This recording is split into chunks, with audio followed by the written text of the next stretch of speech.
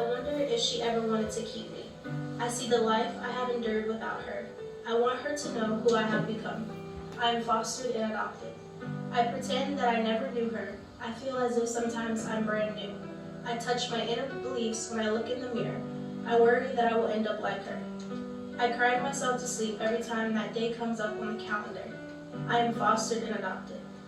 I understand that some people will never relate. I say to them, just you wait and see. I dream of becoming the woman that she could never be.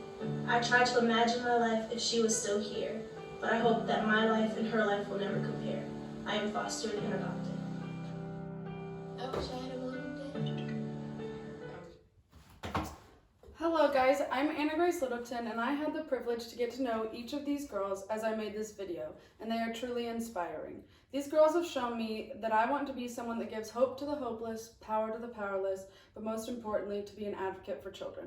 You may ask yourself, how does this apply to me? Well, honestly, my career field may not apply to you. However, the 3 things that I'm about to share with you, with each of you, will help you evaluate the career you have chosen to pursue and what you need to think about so that you can be the best in your profession.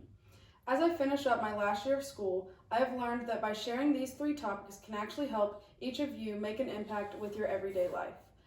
Upon graduating in December 2020, I hope to pursue my career as a caseworker, then after completing more schooling to later achieve my career goal with a degree as a licensed independent social worker, clinical practice. Today I'm going to share with you all the 3 topics I see important to being successful in your professional career: the educational requirements, the average salary, and the positives and negatives of my career field. Now, as I get started on this crazy journey, the first step is the educational requirements. To achieve my career goal, the first step is completing the educational requirements. In December 2020, I will be graduating with a degree from the University of South Carolina in criminal justice with a minor in child advocacy. Found on and also written by the University of South Carolina Upstate's website, titled 2019-2020 Academic Catalog, that is published yearly, states that to earn a degree in criminal justice, you need your Bachelor's of Science. To obtain this degree, as well as a minor in child advocacy studies, the catalog states that a completion of a total of 141 hours is needed. After this semester, I will have completed 129 total hours, with only 4 more classes until graduation.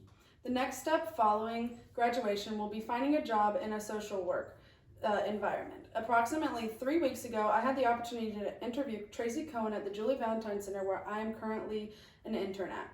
She is also on the road to get her LISWCP and just recently applied to the master's program. I asked Tracy her advice on my next steps, and she told me that getting some experience in the work field before applying will be very beneficial to my success. So, taking her advice, I have the hopes of finding a job at the Department of Social Services in Greenville after I graduate before applying to a graduate program. The next steps to pursue my career will be to receive my master's in social work. An article titled How to Become a Social Worker in South Carolina that was found on careersinpsychology.org states that to receive my LISWCP, I will need to first earn my master's degree in social work and then continue with 3 years full-time supervised experience with a minimum of 3,000 post-degree hours, followed by passing the ASWB, the clinical social work examination. As each of you now learned a little bit about the educational requirements, I would like to move on to the average salary.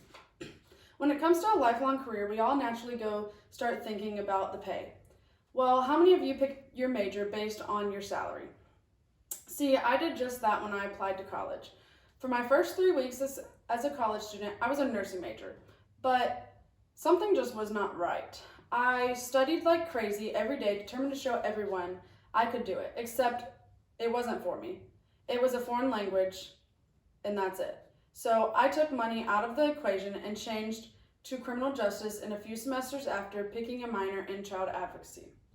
As I have shared upon graduation, my hopes are to become a social worker at DSS. On a website I found called salary.com was a listing of what the salary is for social workers in South Carolina, titled Social Worker BSW Salary in South Carolina. The lower 25th percentile are projected to make annually $48,000, while the median is $54,000, and then the 75th percentile is at $60,000 annually. However, I found on the same website, after I earn my master's in social work, that the salary will increase about $10,000 annually. Following my master's is my LISWCP. An article found on Simply Hired titled LISWCP Salaries in Columbia, South Carolina states that the bottom 25% will make $52,000 annually, the average will make $77,000 annually, while the top 25% will make approximately $114,000 annually. As I have shared each of you the educational requirements and the average salary, lastly, I would like to move on to the positives and negatives of my career. Being in this career field, people will tell you that there are many trials and struggles, but that is any career. You just have to find your career. If it is okay with you all, I would like to read a post I found on ittana.org, which is a personal finance blog written by Louisa Galley, titled 15 Pros and Cons of Being a Social Worker. The first 8 are the pros. 1, there's a lot of variety available to you for employment. 2, your job allows you to make a positive impact on the lives of others. 3, the diversity of the work makes every day different. 4, social workers often work in environments which are comfortable and safe. 5, there are plenty of opportunities for growth within this career field. 6, social workers do have access to benefits and a salary which exceeds the national average. 7, there is a strong jobs outlook for social workers. 8, social workers have one of the highest job satisfaction ratings in the United States. And then there are 7 cons. 1, you often get to see the worst of humanity. 2, social workers often suffer from compassion fatigue. 3, many social workers carry a high caseload. 4, social workers face the same risks as police officers in specific situations. 5, most social workers feel powerless in what they do every day. 6, there's a high level of bureaucracy to navigate as a social worker. And 7, the schedule for a social worker is often irregular. I personally have never agreed more with a blog. If I had to break down the article and pick one pro and one con, the pro would be number 8, social workers have one of the highest satisfaction ratings in the United States. I picked this because so many people will tell you that in this career field, they couldn't do it, they wouldn't be able to do it, or that there's too many trials and struggles that they couldn't handle it. Well, they didn't realize that the satisfaction is not about me. I'm not doing it for my own satisfaction, but I'm doing it to satisfy others and make an impact or a difference that I am able to make on a child's life. Then the one con would be number 2, social workers often suffer from compassion fatigue.